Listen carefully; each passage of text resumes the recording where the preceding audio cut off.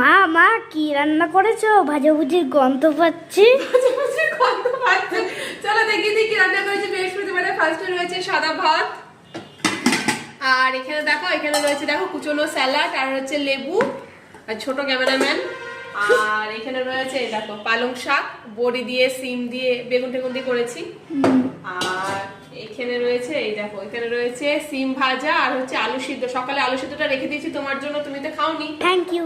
সেটা তোমার জন্য রেখে দিয়েছি। আর এখানে রয়েছে দেখো আলু চচ্চড়ি।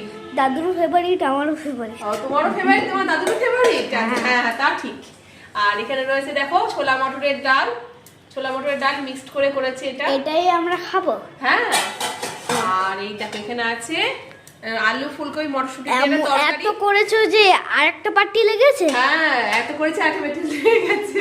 আর এই দেখো এখানে করেছে তোমার ডিম ভাজা, এটারই ভাজা ভুজি গন্ধ পাচ্ছিলে তুমি। ডিম ভাজা। চলো এই তো আজকের মেনু। ওকে টাটা।